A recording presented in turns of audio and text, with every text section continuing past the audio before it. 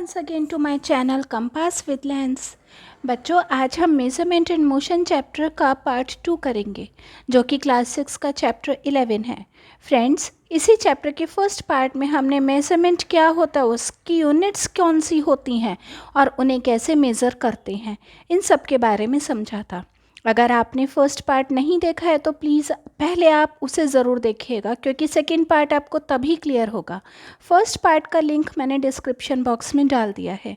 चलिए second part start करते हैं, जिसका टॉपिक है नीड फॉर एक्यूरेट मेजरमेंट। बच्चों, जब आप मार्केट जाते हैं, अगर आपको क्लॉथ कुछ स्टिच कराना है तो टेलर आपको मेज़रमेंट बताएगा। Tailor measures length of cloth. और जब हम क्लॉथ को ख़रीदने भी जाते हैं तब भी आपको मेज़रमेंट करके ही क्लॉथ दिया जाएगा। ऐसे ही वेजिटेबल सेलर वो वेट को मेज़र करता है वेजिटेबल्स के, कि आपको कितना वेजिटेबल, अगर कोई भी वेजिटेबल आपको लेनी है तो वो कितनी क्वांटिटी में चाहिए, 1 kg, 2 kg, half kg, grams में, तो वो उतना मेज़र करके ही आपको देता है, जो कि एक्यूरेट होना चाहिए। ऐसे ही मिल्कमैन है। मिल्कमैन भी आपके घर में मिल्क आता है, मम्मी से आपने पूछिएगा कि घर में आपके कितना मिल्क आता है, तो उतना मिल्क। और कभी आप मिल्कमैन जब भी आता है मिल्क देने के लिए तो आप मिल्क लीजिएगा, तो जिससे कि आपको पता चलेगा कि मिल्कमैन किस तरीके से मिल्क को मेज़र करता है और वो आपको मिल्क देता है। An architect measure the area of the plot of land before making a plan of construction. अगर किसी को अपनी शॉप बनवानी है, घर बनवाना है, बिल्डिंग बनवानी है, कुछ भी बनवाना है, तो उससे पहले आर्किटेक्ट भी उस प्लॉट की, लैंड को, पूरा एरिया को मेज़र करेगा कि कितना मेज़रमेंट आ रहा है उस लैंड का, और उसके बाद उसके अकॉर्डिंग कंस्ट्रक्शन करेगा कि उसमें उतनी जगह में आपका कितना बड़ा जो भी आप चाहते हैं वो बन सकता है या नहीं बन सकता। व्हेन यू हैव फीवर, जब आपको फीवर होता है तो बॉडी का टेम्परेचर भी मेज़र किया जाता है ना, करते हैं ना थर्मामीटर से। तो थर्मामीटर से हम टेम्परेचर को मेज़र करते हैं।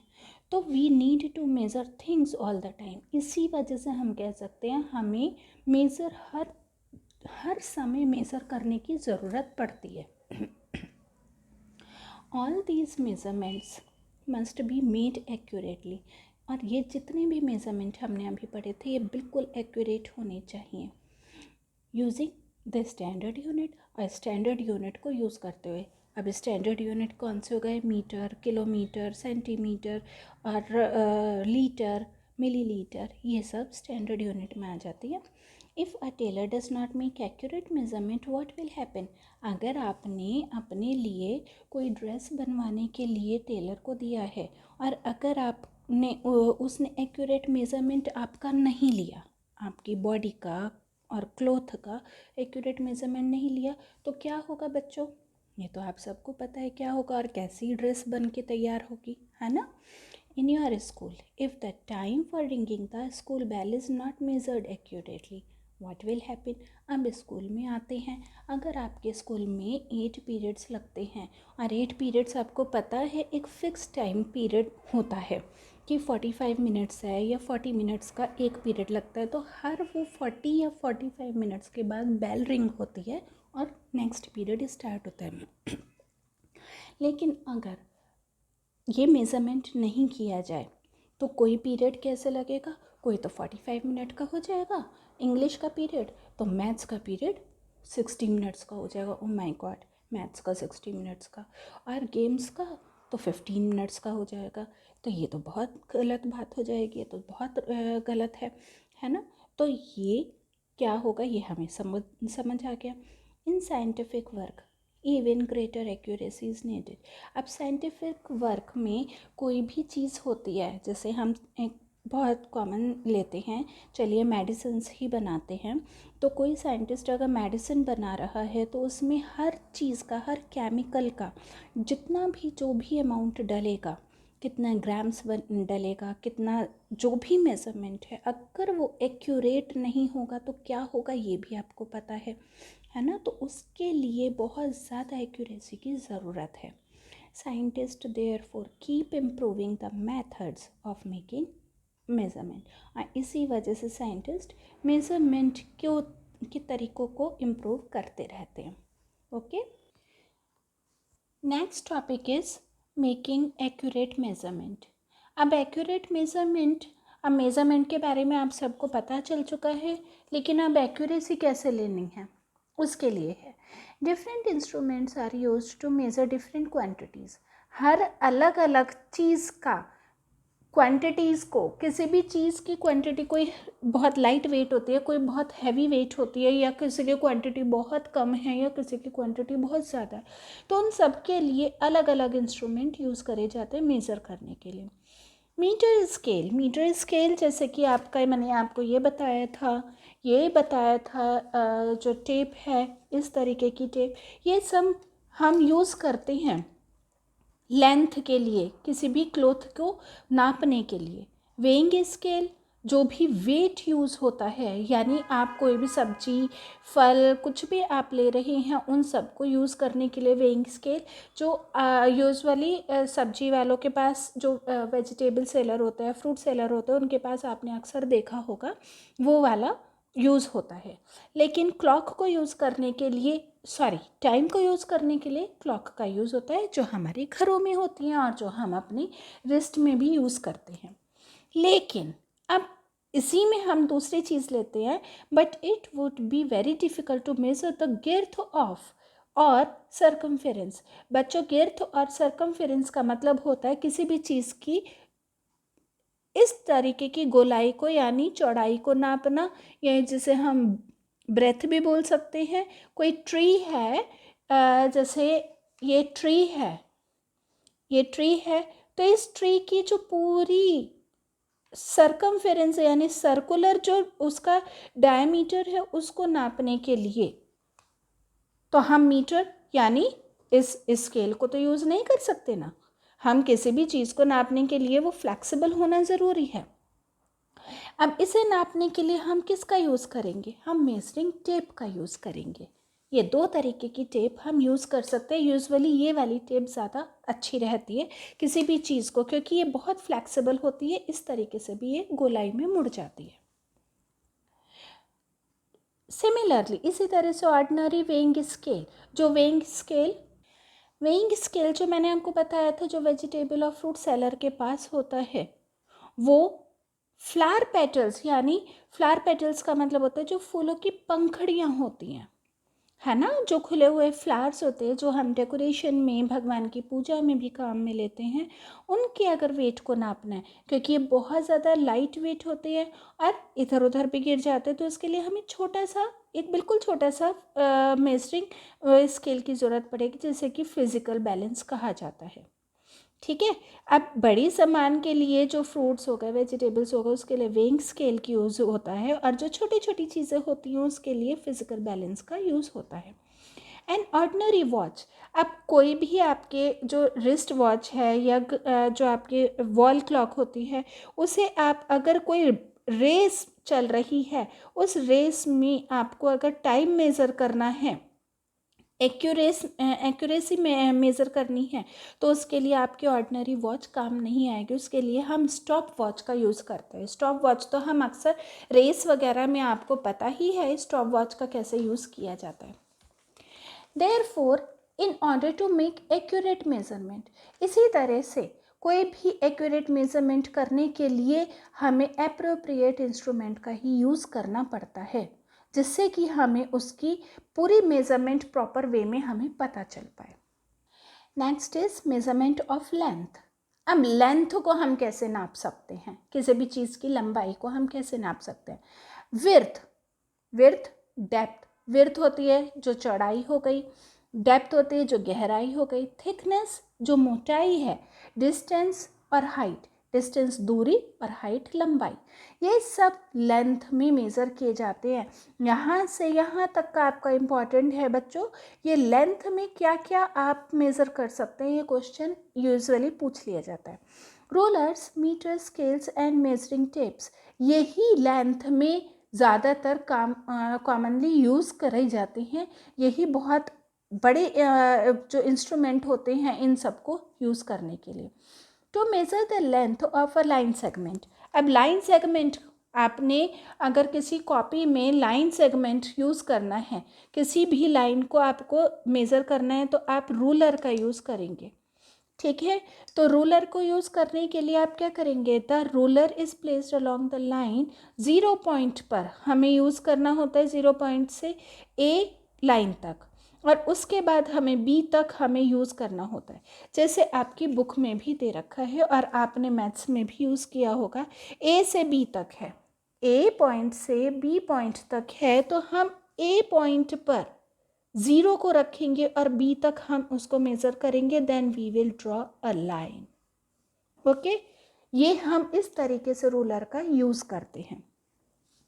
Here are some precautions you should take, अब बहुत सारे प्रिकॉशंस भी होते हैं जो हमें लेंथ को यूज़ करने में हमें ध्यान रखने चाहिए। बहुत सारे बच्चे उल्टा सीधे तरीके से कहीं कैसे भी आप स्केल रख देते हैं, कोई टेढ़ा जा रहा है, कोई सीधा जा रहा है, कोई ऐसे जा रहा है, तो वो भी हमें प्रिकॉशन रखना पड़ता है कि किस तरीके से हमें लेंथ को मेज़र करना है रूलर से।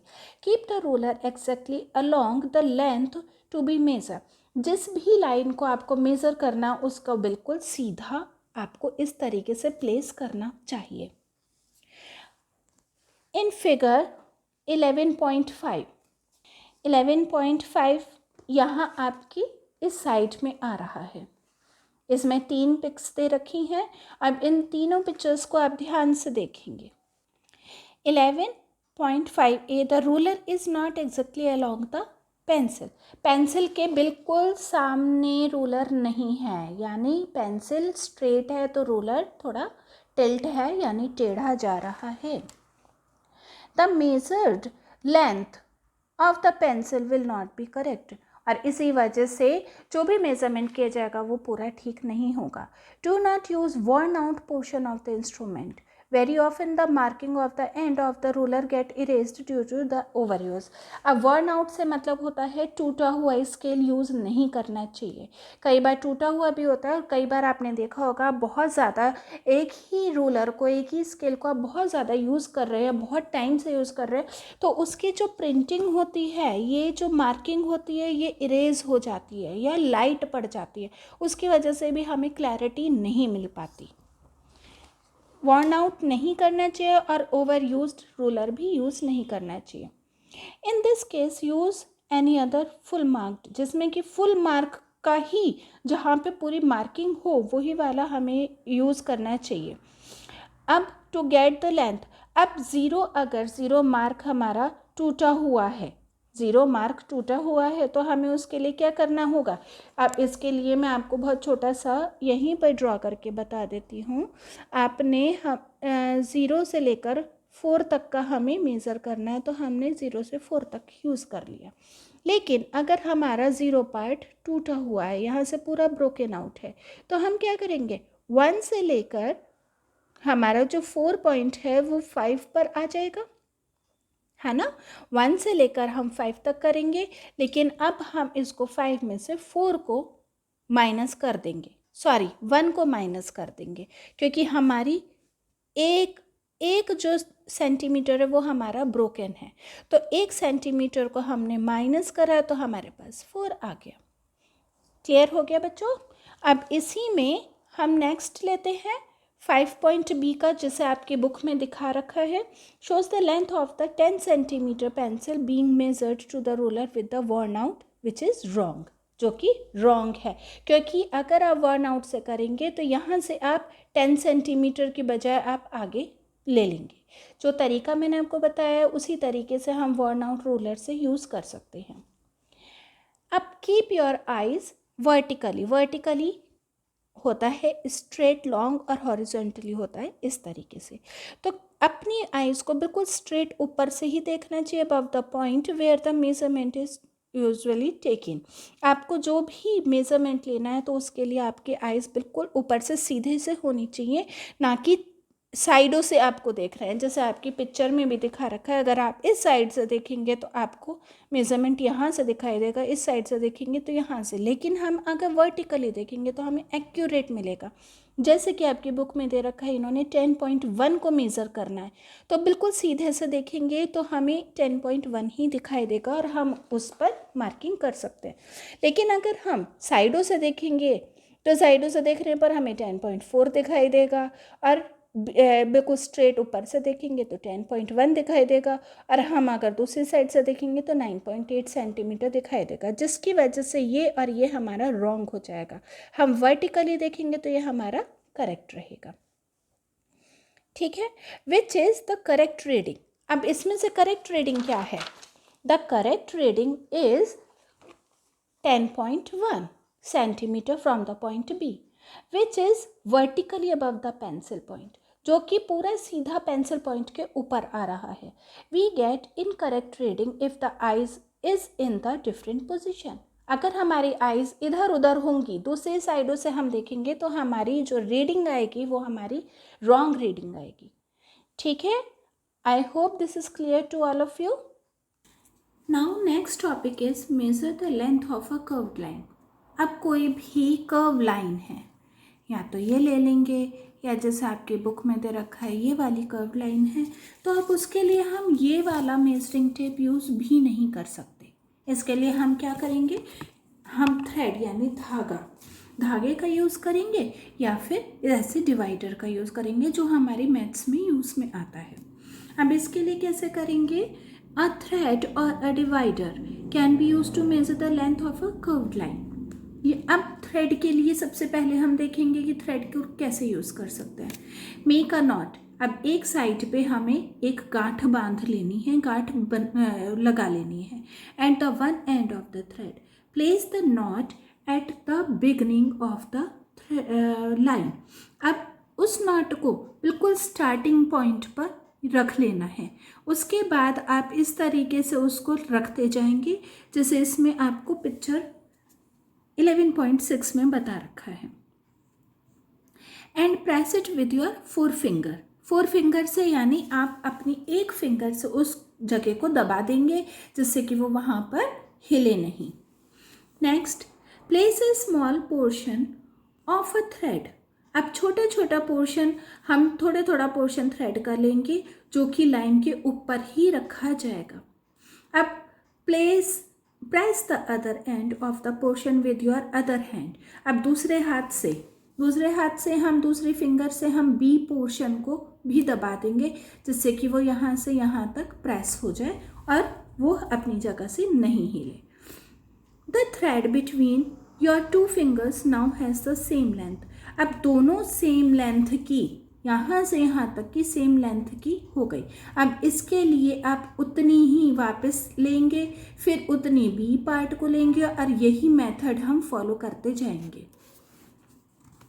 Length same portion A B of the line. Now place the first finger at point B. Again place the small portion. इसी तरीके से हम आगे लास्ट तक करते चले जाएंगे। अब इसके बाद में हम क्या करेंगे, in this way trace the entire length of the curved line using the thread. अब पूरी जितनी भी हमारे पास कर्व्ड लाइन दे रखी है उस पर हम थ्रेड को इसी तरीके से प्लेस करते जाएंगे। लास्ट में जो हमारे पास एंडिंग बचेगी तो mark the thread where the touch end line. Line के एंड पर जितना भी थ्रेड का पोर्शन बचेगा उस लाइन को आप मार्क कर लेंगे।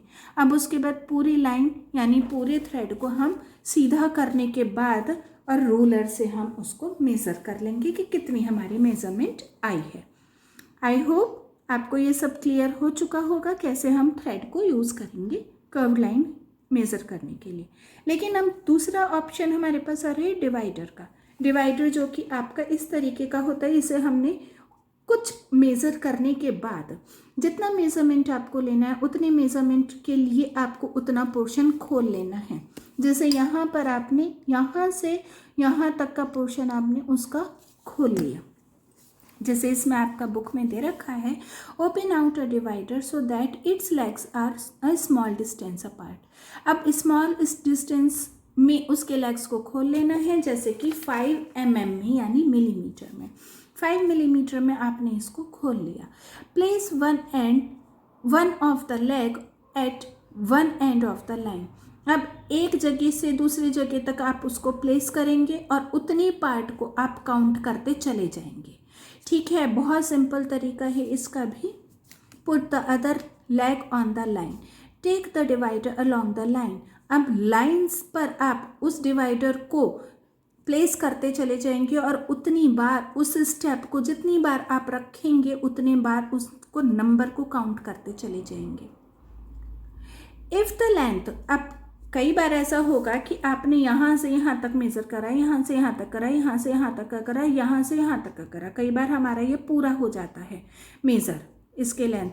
लेकिन अगर मैं इसको छोटा सा और बढ़ा दूँ तो हमारा इतना पार्ट बच जाएगा, क्योंकि यहाँ से इस मेज़र का या तो बाहर आ जाएगा या इतना कम हो जाएगा। तो इतना पोर्शन हमारा अगर बच जाएगा तो हम वो रोलर से भी मेज़र कर सकते हैं। If some portion less than the distance between two legs are left out, कुछ जो बच जाता है उसे हम अलग से मेज़र कर सकते हैं।